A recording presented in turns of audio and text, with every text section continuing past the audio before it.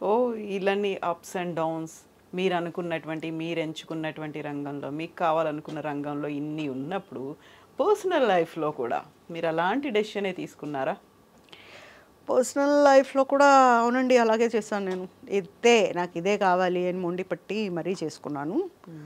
దాంతో ఒక నరకం చూశాను.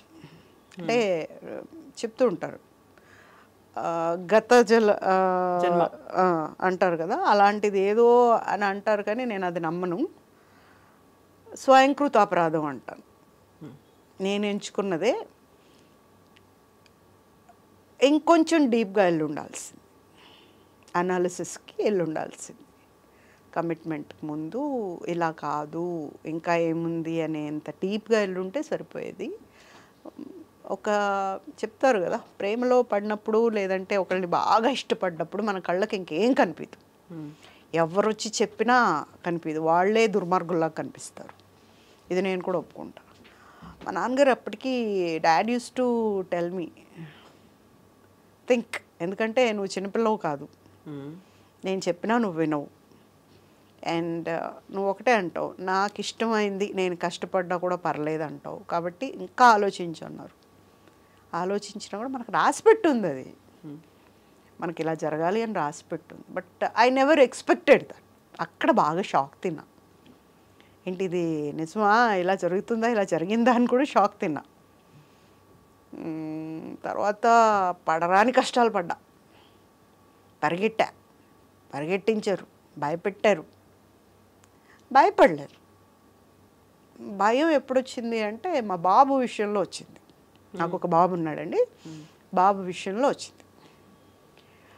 అప్పుడు కూడా తగ్గలేదు నేను, కాంప్రమైజ్కో లేకపోతే ఏం చెప్తే అది చేయాలి అన్న దీనికో నేను రాలా.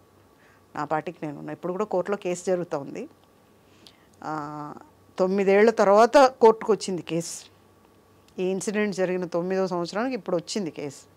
దాంట్లో కూడా ఏం లేవు, మనం ఇచ్చిన ఎవిడెన్స్లు అవన్నీ కూడా ఏం లేవు. ఓపెన్ చేస్తే ఫైల్ లోపలంతా ఖాళీ ఉంది. ఖాళీ పెట్టుకుని ఏం గెలుస్తారండి మీరు? ఒరిజినల్స్ తీసుకున్నారు వాళ్ళు. ఇప్పుడు నన్ను మళ్ళీ వాళ్ళు నాకు హోంవర్క్ ఇస్తున్నారు, మళ్ళీ ఒరిజినల్స్. ఒక్కసారి ఇచ్చిన ఒరిజినల్స్కి మళ్ళీ ఒరిజినల్స్ ఎలా వస్తాయి? Is there any meaning? ఒకటే, ఏం జరిగితే అంతే, దేవుడి మీద భారం. ఏమైంది యాక్చువల్గా? ఒక ఫైన్ నైట్ హీజ్ యాక్చువల్గా పెళ్ళి, మీరు ఒక అబ్బాయిని సెలెక్ట్ చేసుకున్నారు, ప్రేమించారు, పెళ్లి చేసుకుంటా అన్నారు. జస్ట్ లైక్ నేను సినీ ఇండస్ట్రీలోకి ఎలా వెళ్తాను అనేది ఒక మొండిగా ఒక డెసిషన్ తీసుకున్నారు. ఇదే అబ్బాయిని పెళ్లి చేసుకుంటాను అనేటువంటి ఇంకొక సెకండ్ డెసిషన్ తీసుకున్నారు. సరే, అక్కడ ఆటుపోట్లు ఎన్ని ఉన్నప్పటికీ ఇండస్ట్రీని వదిలిపెట్టలేదు మీరు. బట్ ఈ సెకండ్ డెసిషన్లో మాత్రం వదిలిపెట్టే కండిషన్ వచ్చింది. యాక్చువల్గా who was that person, what happened? He's a person from press, ఆంధ్రజ్యోతిలో ఉండేవాడు తను. And he proposed and he brought, తన ఇంటెన్షన్ చెప్పిన తర్వాత నేను సపోర్ట్గా ఉంటాను, నేను చూసుకుంటాను ఇండస్ట్రీలోనే కదా అది ఇది అంతా చెప్పి, అంటే అతను వచ్చినప్పటి నుండి ఏం చేశాడంటే డబ్బులు చూసుకున్నాడు, దుడ్డు. అతను మరి అంత చిన్న వయసులో ఎందుకు అన్ని అప్పులు చేశాడో నాకు ఇప్పటికీ అర్థం కాదు. ఆ అప్పులు కట్టేవాళ్ళం నేను నాన్న, ఎవ్రీ మంత్ డైలీ.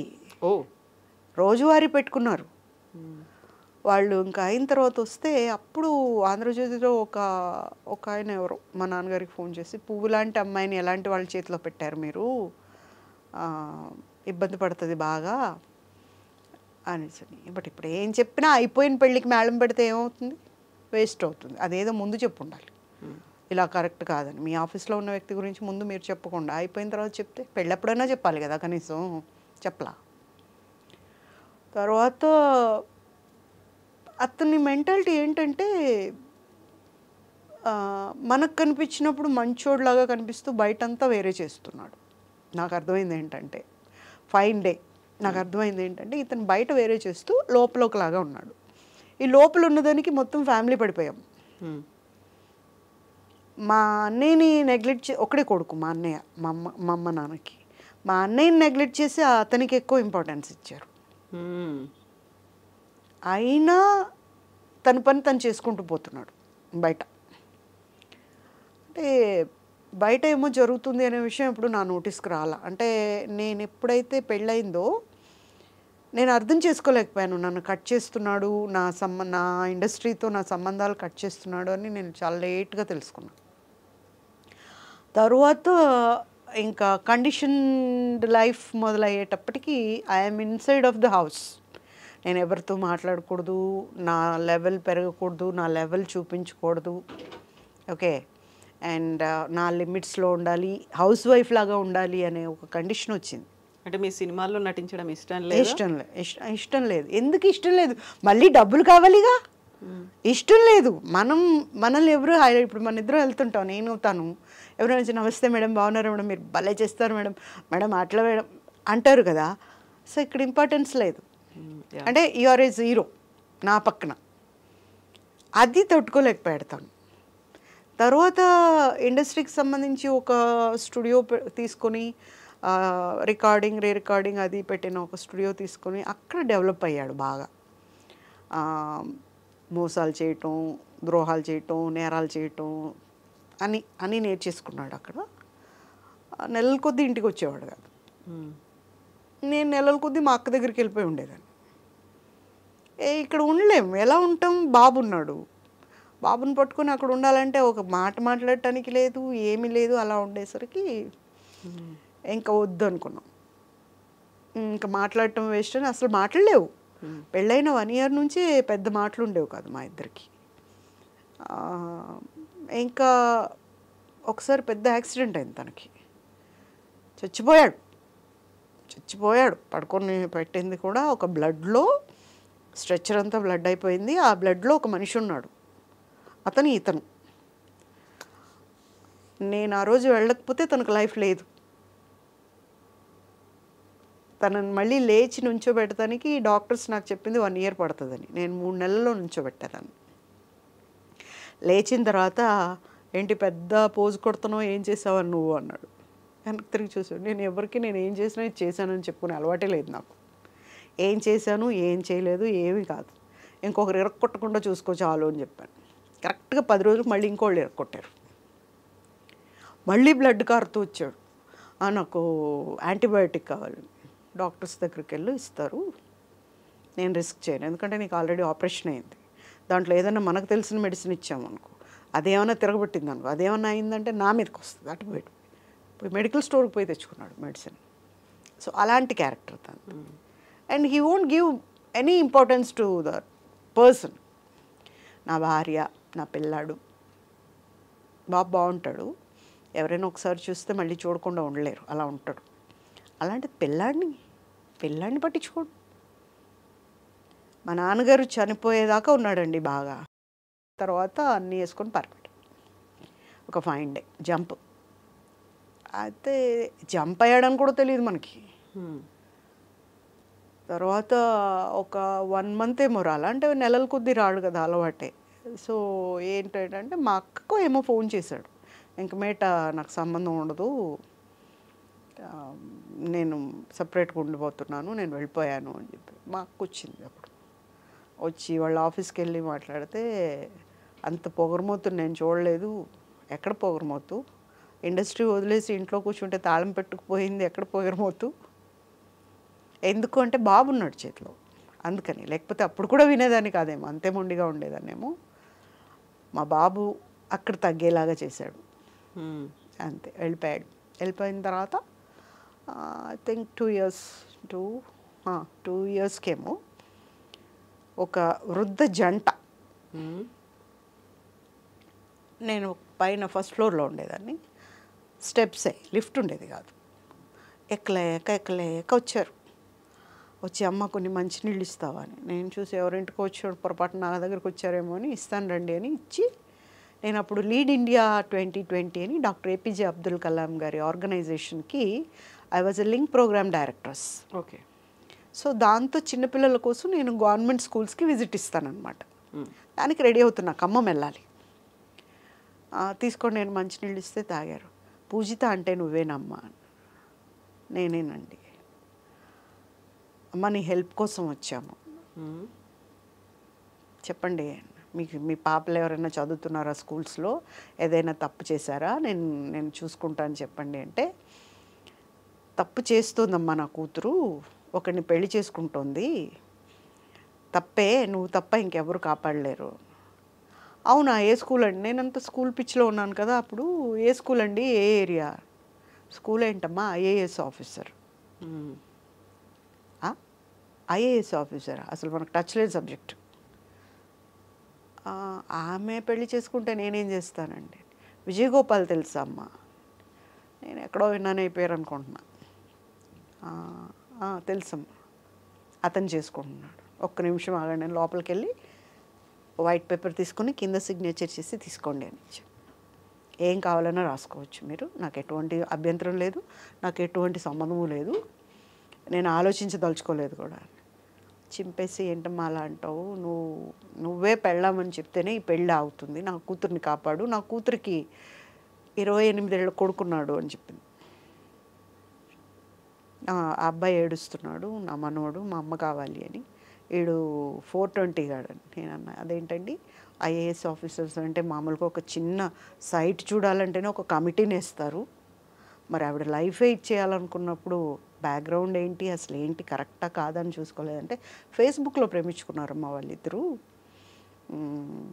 ఆమెని గవర్నర్ని చేస్తానన్నాడంట, అందుకని ఆవిడ ఇప్పుడు ఎవరి మాట వినే స్టేజ్లో లేదు అని. ఇప్పుడు నేనేం చేయాలి?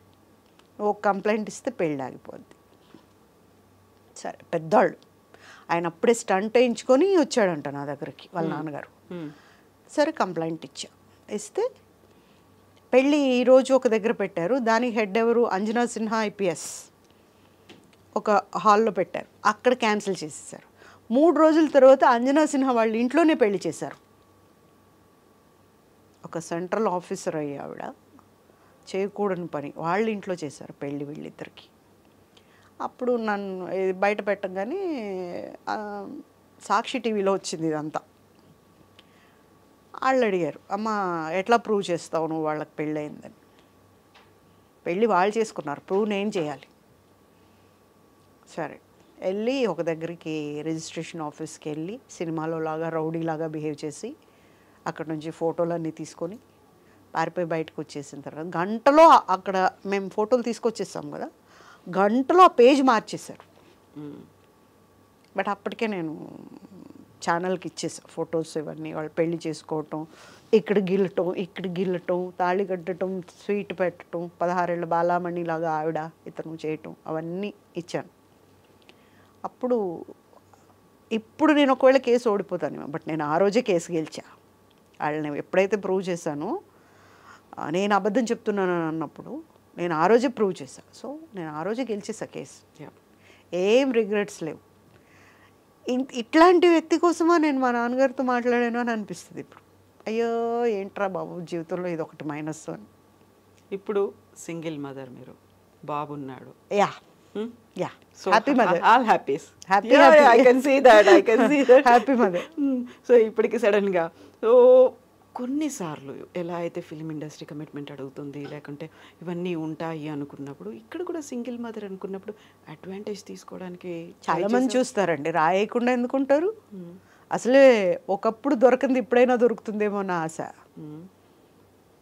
ఒకప్పుడు ఎలా ఉందో ఇప్పుడు అలాగే ఉంది పూజిత, ఎప్పుడు మారదు, మారే ఛాన్సే లేదు. సో మీ పక్కన ఇప్పుడు మీ అబ్బాయి అన్నాడు, యా తెలుసా అబ్బాయికి ఇవన్నీ? నాకు మంచి మంచి అడ్వైజ్లు ఇస్తాడు. ఓకే, నేను కోర్టుకి వెళ్ళటానికి రెడీ అవుతుంటే ఏదో బీరువాలో ఎక్కడో ఉందంట, అది చూసి మమ్మీ ఇది పనికొస్తుంది నీకు తీసుకెళ్ళని ఇచ్చాడు. తను ఎక్కడ హర్ట్ అయ్యాడంటే, ఈ పెళ్లి చేసుకున్న ఇన్సిడెంట్ అంతా పేపర్లో వస్తుంది, టీవీల్లో వస్తుంది, ఓ చంపేస్తున్నారు నన్ను జనం. అలాంటి టైంలో అతను ఒక మాట అన్నాడు, తను నా భార్య కాదు, బాబు నా కొడుకే అన్నాడు. కూర్చొని చూస్తూ విన్నాడు, తర్వాత లేచి వచ్చాడు. నేను వెళ్తుంటే కోర్టుకి, మా గెలిచినా గెలవకపోయినా నాకు అమ్మ ఒక్కతే ఉంది. బట్ ఇన్ని రోజుల నుంచి నేను అనుకుంటూ ఉండేవాడిని, ఏదో ఒక రోజు అందరూ నాన్న నాన్న అంటుంటారు, నాకు కూడా నాన్న వస్తాడు, నాన్న నన్ను బయటికి తీసుకెళ్తాడు, మేమందరం మమ్మీ నేను నాన్న కలిసి బయటికి వెళ్తాము, ఇట్లాంటి ఆశలు ఉండేవమ్మా నాకు. ఎప్పుడైతే టీవీలో ఈ మాట చెప్పాడో నానంటే ఇంత పెద్ద తిట్ట అనిపించిందమ్మా. 10th చదువుతున్నాడు అప్పుడు. అంటే నేను అప్పుడు కూడా చెప్పాను, చూడనా ఇది మా ఇద్దరికీ యుద్ధం, నువ్వు కావాలంటే కలవచ్చు, నువ్వు వెళ్ళి చూడొచ్చు, నా దగ్గర ఉన్న నంబర్ ఇస్తా, అది కాదంటే ఎవరినైనా కనుక్కొని తన నంబర్ ఏంటో చూసి నేను ఇస్తా, నువ్వు మాట్లాడుకోవచ్చు, ఎందుకంటే నిన్ను ఆపే అధికారం నాకు లేదు. మా నువ్వన్నా ఎవరినైనా కనుక్కోవాలి, నేనైతే ఇంటర్నెట్ కొట్టి నేను తెచ్చుకోగలను నంబరు, నన్ను ఎవరు ఆపుతారు, నాకు అక్కర్లేదు. ఒక తిట్టాడు అతను. నా పుట్టుక ఎక్కడి నుండి వచ్చింది మరి, నువ్వు అమ్మ కాకపోతే నేను ఎలా పుట్టాను? కొడుకే, మరి ఎలా పుట్టాను నేను? గాలికి పుట్టానా? నన్ను తిట్టాడు టీవీలో, అందరూ కొన్ని కోట్ల మంది చూసేలాగా తిట్టాడు నన్ను. నాకు అక్కర్లేదు అట్లాంటి నాన్న, నాకు అమ్మ చాలు. వాడికి అమ్మ, బొమ్మ, కుక్క, పిల్లి, నక్క, ఆట, అక్క, అన్నీ నేనే. వాడికి ఏదైనా ఇలా అమ్మా నాకు ఇలా కావాలనిపించింది అంటే అలా అయిపోతాను నేను. నేను ఎప్పుడైనా డల్గా ఉన్నట్టు అనిపిస్తే వాడు మా ఐస్ క్రీమ్ తినాలి బయటకు వెళ్దాం పద అంటాడు. వాడికి తెలుసు నేను డల్గా ఉన్నానని. బయటకు వెళ్దాం పద అలా తీసుకెళ్తాడు. He's highly matured. Okay, matured అంటే అసలు ఈ జనరేషన్లో పిల్లలు అలా ఉంటారు అంటే నా కొడుకుని గొప్ప చెప్పట్లేదు, అందరూ చెప్తుంటారు. మొన్న ఎవరో ఇంటర్వ్యూ చేస్తూ కూడా చెప్తాను, నేను బాబుని చూశాను, అసలు బాబు ఉన్నంతసేపు నేను బాబునే చూస్తున్నాను, ఎంత బాగా మాట్లాడాడు, అసలు మామూలుగా సడన్గా రియాక్ట్ అవ్వడు, అయ్యాడంటే మాత్రం తిరుగుండదు, అలా అవుతాడు. సో మీకు పెళ్ళికి ముందు వరకు నాన్న ఉండేవాడు, అలా తోడుగా ఉండేవాడు. ఇప్పుడు అబ్బాయి ఉన్నాడు. అందరూ అంటారు చెర్రీ తారియన్ తన పేరు, చెర్రీ అచ్చని ఇలాగ ఉన్నాడు అంటాడు. కాదు, మా నాన్నగారు లాగా ఉంటాడు. అంటే ఆ 9 months నన్ను చాలా నరకం చూపించాడు అనమాట తను. అప్పుడు ఎప్పుడు మా నాన్నగారునే ఆలోచిస్తూ ఉండేదాన్ని నేను. డాడీ ఉంటే ఇలా ఉండేదాన్ని కదా, ఇలా ఉండేదాన్ని కదా, ఏంటిది అని మా డాడీ అందుకే అచ్చం డాడీలాగే పుట్టాడు. కానీ నేను డాడీలా ఉంటాను కాబట్టి నాలాగా ఉన్నాడు అనుకుంటారు. బట్ మా రిలేషన్స్ కానీ దగ్గర వాళ్ళందరికీ మాత్రం మా డాడీయే కనిపిస్తారు వాళ్ళు.